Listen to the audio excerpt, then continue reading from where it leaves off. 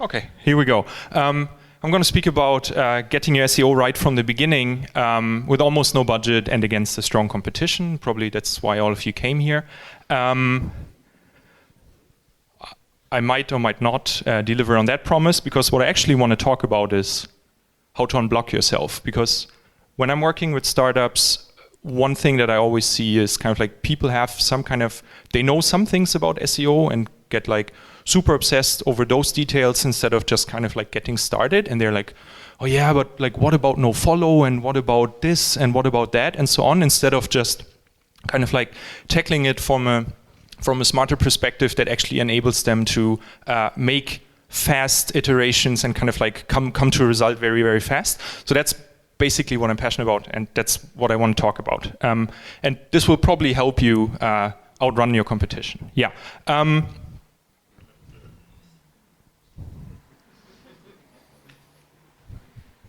Yeah, that's me. I work at GoEuro. GoEuro is a travel app based in Berlin. I hope all of you have heard about it already. Have you? Yeah, okay.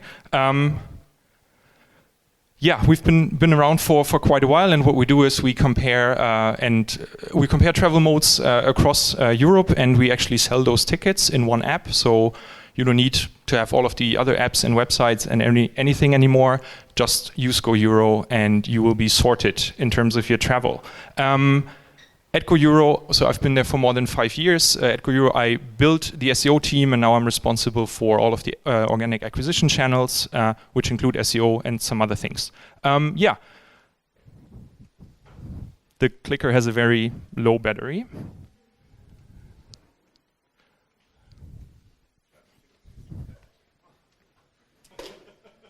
Okay. Yep. So in true family style, 3 hashtags that kind of make me. I enjoy startups, I'm super passionate about SEO, and I'm super passionate about cycling. So that's all you need to know about me. Okay, let's get started. SEO starts with the CEO. That's one of the most important things to kind of keep in mind, because if you're not fully buying into SEO as the founder, as the CEO, as the one who's responsible for kind of like where budgets are going, then your SEO will not go anywhere. Because SEO needs resources. Okay, yep. SEO needs resources. SEO needs to be kind of like included into like so many decisions. Because there's a lot of stuff, especially when you're making changes to the website, to your process, and so on, that will somehow affect your SEO. Have realistic expectations. So if you have a shitty product, then SEO is not going to save you. If you kind of like try to achieve something with your organic channel that is actually like that's actually not possible to achieve, then you will be super disappointed. So have the right expectations. When talking about expectations, okay, the clicker and it's not going to work. When you have expectations, you obviously should be having the right metrics. So yeah, think about it. Most of us, we're not in the business of actually generating traffic. We're here to create sales, signups, whatever, but actually in the end, create revenue so that the company can survive. So it's not so much about building something that brings you a lot of visitors and then like those people have a fun time reading your content, but they're not doing anything with it. Keep that in mind. Go for stuff that actually converts instead of kind of like blowing up everything that you do. Visibility, kind of related to this, SEO people are super obsessed with it. Fuck that KPI. It doesn't tell you anything. It's a nice way to kind of, I don't know, yeah, it's a vanity KPI in the end. You can compare yourself to your competitors, but you're not actually learning anything.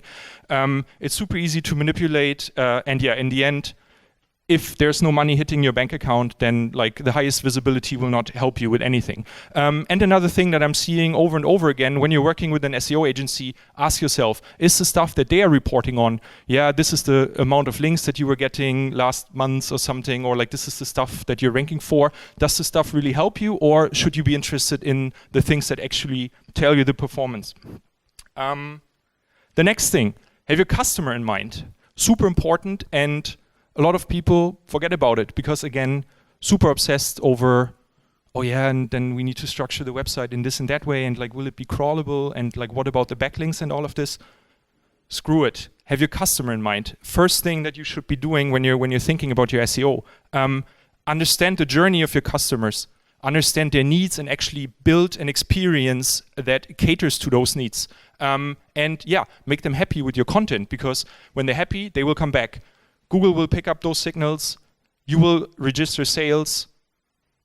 And that's good stuff. That's essentially what you want to achieve. And when I say kind of like know your customer and all of this, think about what is my audience, what are the personas that we should kind of like target, what kind of needs do they have? Are they interested in, I don't know, finding information? Are they actually already in a stage where they can make buying decisions? How can I support them with the content and with the landing pages that we're putting out there? That's super important. Instead of, I don't know, oh yeah, we're going to create this like super fancy blog that is talking about something that is not really related to our product, and then in the end you're wondering why you're not going anywhere. Yep. Make, don't buy. That's a very bold statement, but I think especially for early stage startups, it's quite important. Don't outsource your SEO to an agency. Find someone who's willing to help you, and then learn from this person and build the expertise in-house, because that's going to get you where you need to go. If you give it to an agency, they don't know your business as well as you know. They obviously have other interests in mind, so I don't know, making some money with some backlinks that they can sell you, all of this stuff. Ideally, find someone who can help you, who can advise you, who can provide a second opinion, and then do the stuff yourself. Super important thing in my eyes. It's also usually cheaper to kind of like build the expertise in-house, especially in the beginning. When it then comes to scale and all of this, obviously then agencies become a very viable alternative. Yep, stick to what works. That's another thing that I'm seeing a lot. People kind of feel that they need to reinvent the wheel all the time. Oh yeah, we're building a new website in like a super new technology that is like completely, or like where Google has a very hard time understanding what is going on, and it's super frustrating for me when I get to kind of like work with a new company. You kind of talk to them and you're like, okay, yeah, we should be maybe having some landing pages and all of this. And then it's like, oh yeah, but our system doesn't really support this. And then you're re-engineering a system that you kind of chose because you didn't think about SEO in the first place. And then, I don't know, you're building a technology that already exists in another place that you could have gone with in the first place. Yeah, so use something that is proven, that is SEO friendly, instead of, I don't know, trying some new JavaScript framework that is like super dynamic and fancy. Stick to what works, just as an advice. And yes, avoid shortcuts like hell, because that stuff is going to bite you in the ass later. They might give you short-term gains, but I don't know, you're winning for some time and then all of this stuff is lost. You have no idea how you're ever going to recover those things. Yep. Test and iterate, that's another big one. Oh my God, SEO is such a large field. There's like so many things that we could be doing. Just start. Like, don't obsess over, oh my God, like we need to build 1,000 pages. Where do we start? We don't have the resources, we don't have the people, we don't have the money. Yeah, start with one page, then build a second one, see whether the first one works. If not, rebuild it, make it better, grow it, see what kind of signals you're picking up, see what Google tells you, and then build what you're doing and iterate and iterate and iterate. Yeah, so keep it agile, start minimal, and then kind of like build on top of what you have. And yeah, also, you can't test everything. So you should be testing, obviously, but at the same time, some things will just be super hard to kind of like prove and understand. So just kind of like go with the stuff that works and try and try and try. Yep, that's an important one. SEO is never done. It's also something, oh yeah, we just created these landing pages and now we can move on and do something else. No, you can't. Because SEO itself is a continuous process, but also what's even more important, your environment is changing all the time. Your competition gets stronger, the market changes, Google might change its rules, or other search engines might change their rules or their approach. I don't know, like there are new trends, or like the interest of your audience is changing. So cater to that, kind of like stay up to date with the things that you have, and make sure that all of this is going in the right direction. And yeah, one last thing to keep in mind, which is also that's an important one actually. Search engines don't owe you anything, right? They rank you at like one day, you get all of your traffic. Don't take it for granted. Like always expect that some things at one point will not work anymore, and be prepared to then kind of like work against that. That's super dark, but yeah. But it's true. Yeah, tools aren't everything. That's another thing that SEO people obsess a lot about. Like, oh yeah, we have these like 50 different tools, and we're not actually using them, but we're paying a monthly subscription for all of these things. Yeah, I mean, just don't. Like, because more tools don't actually mean that you get more insights. And I believe that Google Search Console, which by the way is free, is your best friend. You will get all of the info, or like most of the information that you need directly from the source. It's a crazily underutilized tool where like a lot of processes that you can build, especially when it comes to optimization, you can build this on that tool, or at least on the data that this tool provides you, and it gives you like really, really good insights. And then building on top of that, use your own data, create insights out of this. So I don't know, get some kind of crawler, analyze your log files, understand what is going on in those things. Make sure that you find stuff there, instead of, I don't know, playing around in some like funky, fancy dashboards that tell you how visible you are or something. Yep. You don't need a blog. What I'm trying to say is focus. Focus on the content that actually resonates with your customers. Don't spend your resources on something that doesn't convert. So like, think about your funnel. What am I actually trying to achieve? And then ask yourself, why are we working on content for people that are actually 10 steps away from the conversion? Like, is this a branding exercise? Okay, yeah, then maybe this is good content to have. If not, you're just wasting your time. You will find crazy examples over the internet where like all kinds of companies are creating blogs where the content is like super off-brand, and you just don't understand, okay, why did they ever work on these things? Like, just put those resources on your landing pages and make progress there. And yeah, another thing, your normal landing pages are actually just fine. Like, no one comes to your blog homepage and then kind of like scrolls around and is like, oh yeah, let's check out what they've written here and there. If people find you, especially through SEO, they type something into Google, they look for an answer, they find that on that page, and then they will leave. Or maybe they will stay because you are kind of, I don't know, selling them a service, selling them a product or something. But like, very, very few people will then kind of like look around and check out what other posts you might have written. Very, very unlikely, except when you're a magazine, but yeah. Yeah, that's another bold one. Fuck links. I'm not saying that links are not important for SEO. Yeah, please take pictures with me with that one. I'm not saying that links are not important. I'm just saying that especially when you are an early stage startup, don't obsess about links.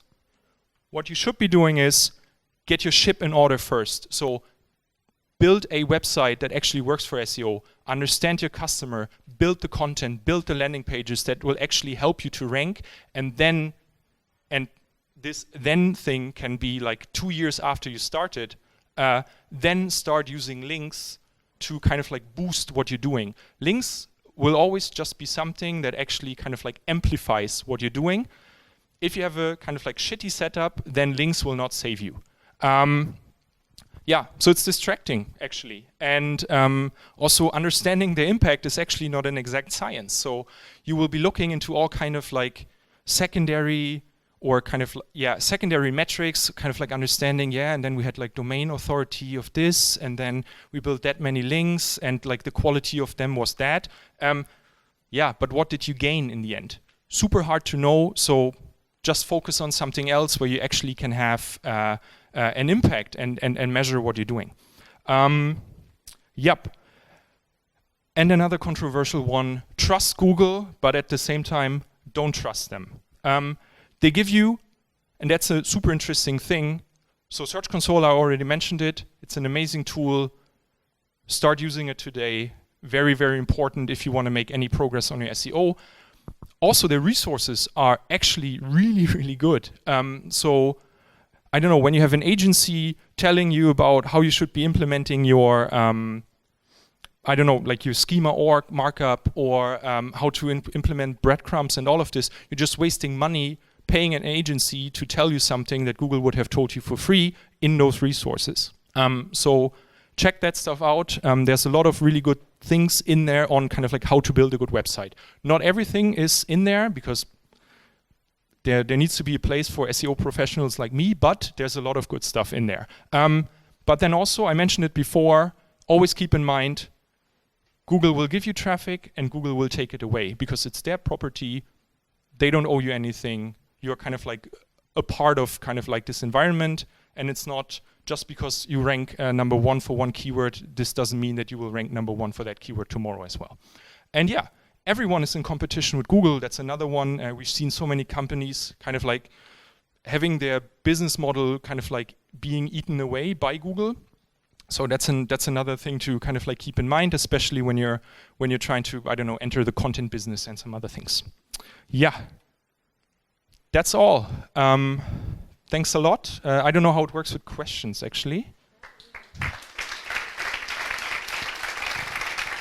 Short question. If I start a new business and take out a new domain name, you mentioned we should avoid shortcuts. One of my friends was saying that, for instance, you could take one of those expired domains, which already have a history, and that might help you to get a better ranking. How do you feel about that? Yeah, I thought I had a slide on this. Well, I don't. Basically, the point of my talk was that there is some kind of like anecdotal evidence and knowledge kind of like flying around in the SEO world and in the startup world, where people are kind of like trying to do things because they heard it somewhere or something.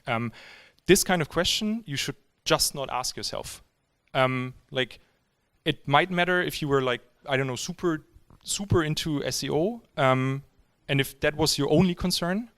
But if you're actually trying to build a business and then use SEO as one of those channels, then just don't. Get the best domain that you can have. Start kind of like, stop playing around with like these kinds of shortcuts. That's the only thing I can say. Yes, expired domains work if you use them right, but I don't know. Do you know how to use them? Are they actually kind of like working with the kind of like brand and the product that you're trying to build? There are like so many questions that in the end I would just avoid it. Okay. Hi. Hi. You said it's easy to manipulate the visibility. How would you do it?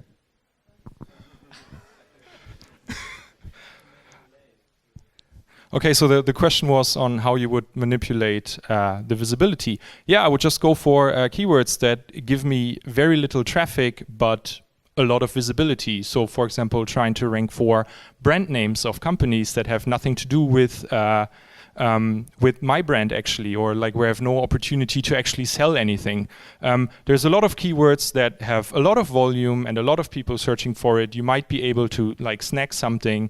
Will it give you anything? Will you gain anything out of it? No, it's just a visibility play. So again, avoid it like hell. One question. If you look then at conversions, when do you think that CEO is doing his job properly? And what percentage of conversions should come from organic or referral? And when you think, okay, the SEO team has done a great job, where do you mark that in terms of, for example, conversions or signups or buying the product on the website? In the end, it's about what you decide, like what are the right targets for your business? What are the metrics that you should be tracking? And yeah, go for that. So if you want to create signups, but your SEO is only creating sessions and is only optimizing for that, then you're probably doing something wrong. If you're, I don't know, if you're optimizing for ROI, but I don't know, you're looking at the wrong KPIs and to actually understand whether SEO is contributing to your ROI or not, then you're doing something wrong.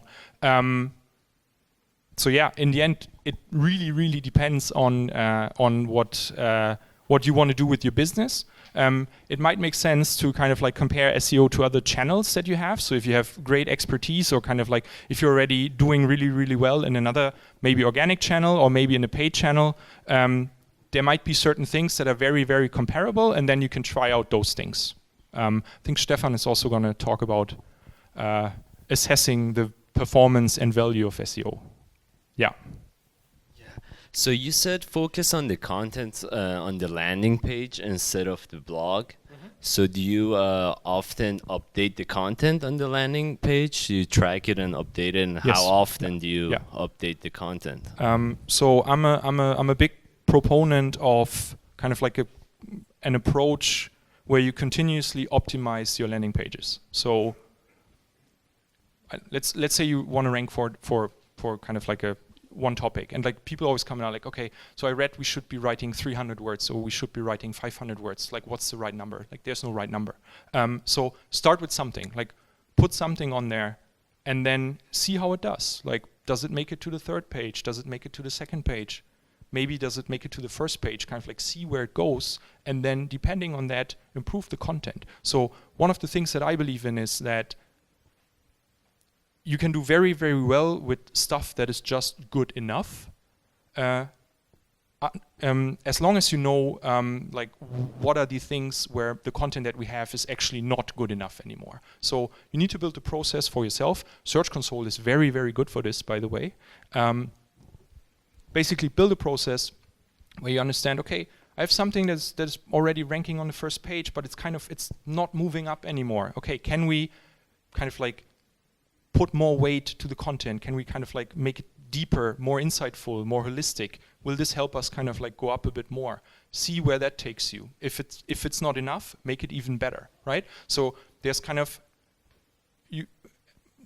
when you kind of like creating content briefing or something, you should be thinking about kind of like, okay, what is the like most excessive and extensive version of the content that we could produce? Use that for the very, very large keywords that you're going after, and then kind of like depending on the other things that you're trying to rank for, find a not so excessive version and a very minimal version, for example, and then kind of start with that, see where that takes you, because for some keywords, the very minimal version will be good enough already. So you start ranking with that.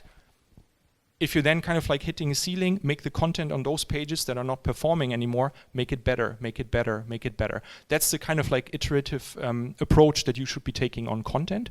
So this whole thing of, I don't know, we're putting out new content every week, but always on like new pages, doesn't make any sense. I would also stop, like if anyone here in the room is doing this, like stop kind of like tracking the performance of your content team based on how many new landing pages they're creating or something.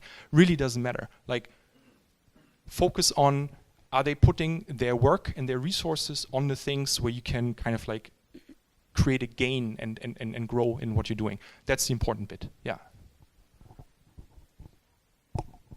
Hello. My question is, when we start our new website, new SEO, after what time can we expect effects? Yesterday I've read that it's usually 1 year, and my experience from my last project is that we had real traffic really after 1 year. Yeah. But is it like that every time? Okay, I'm going to give you a very SEO answer. It depends. I don't know. There are things that will work tomorrow. There are things that will take 3 months. There's stuff where it's just, I don't know, because you've chosen something that is very, very hard to do, where you will just like see results in a very, very kind of like late moment or something. That's another thing to kind of like, especially when you're starting. I know it's like great when you're looking at the search volumes and your keyword research and you're like, oh my God, like these terms like in our shorthead, they're like really juicy and we should be really going after them, but also the competition is very high. Don't set yourself up for failure. Start with something that's a lot easier actually. Start building those things, but don't expect anything from them for now.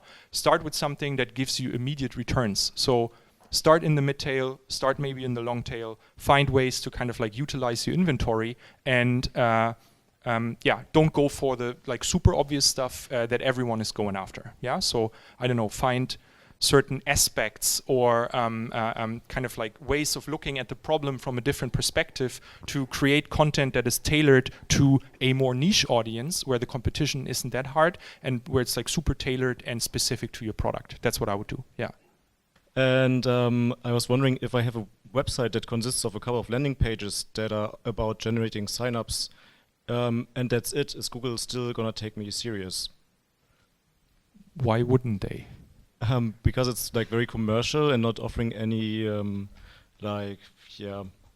content that you would usually find in a blog. I don't know, but like an online shop without a blog is also very commercial.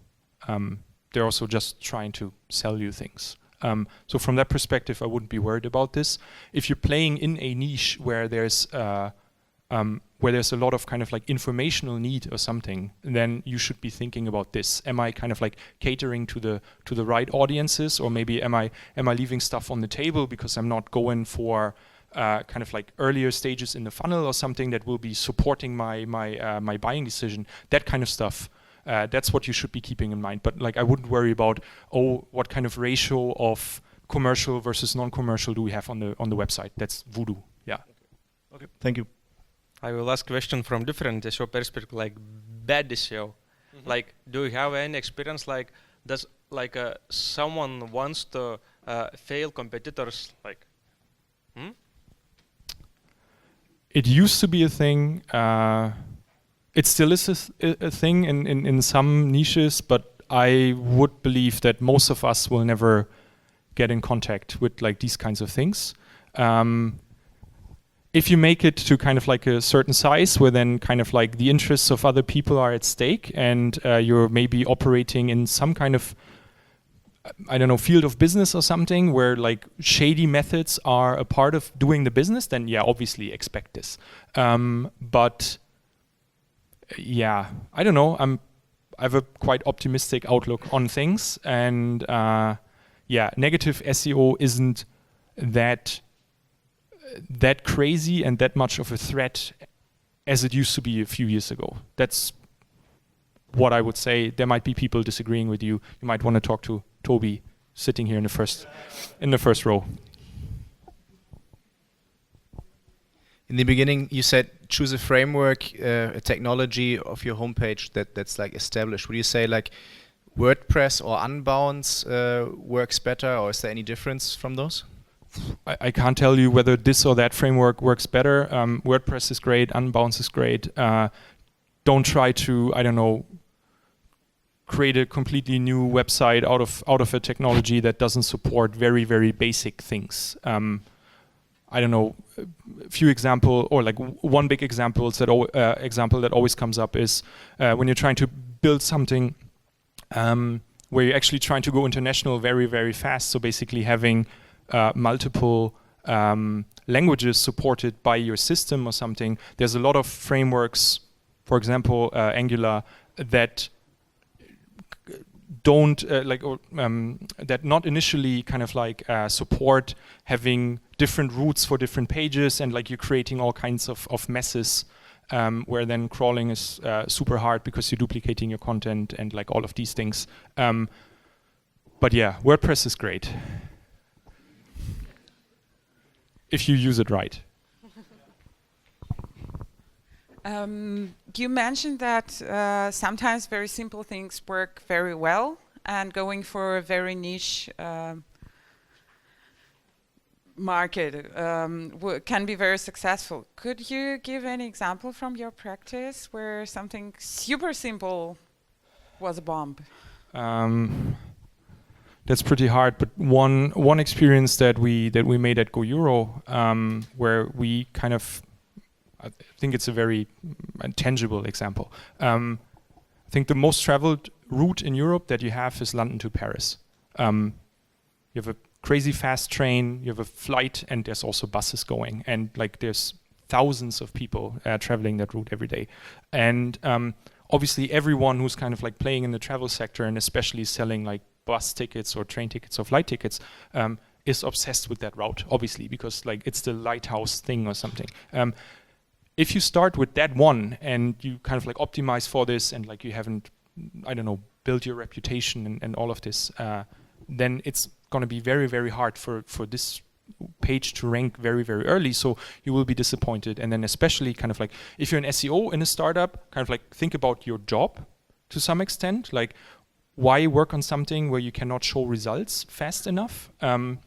But also when you're the founder, then obviously kind of like keep the people who are working on SEO from kind of like investing into something that will only pay off in a very, very long time. And SEO can have a very long lead time.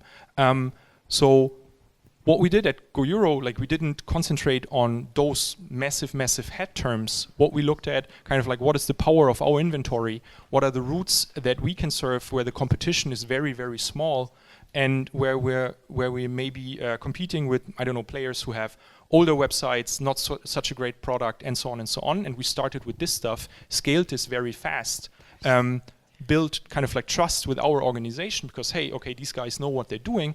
And then you can also start investing into other things because you kind of like, you've proven that the stuff that you're doing actually works. And yeah, you've bought yourself some time to kind of like start growing into other stuff. Yeah.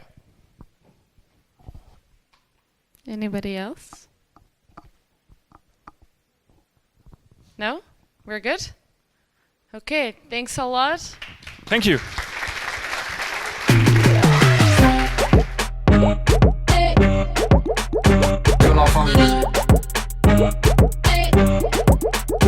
Que la famille